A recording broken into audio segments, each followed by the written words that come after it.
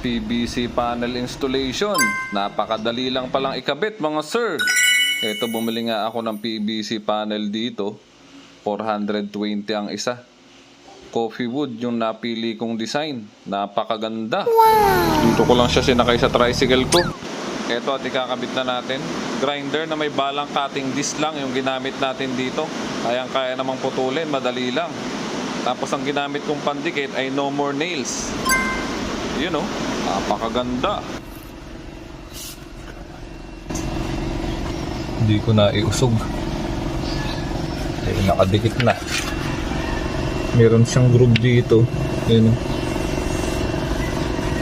Susok-sok niya siya dyan. Okay, merienda muna mga sir.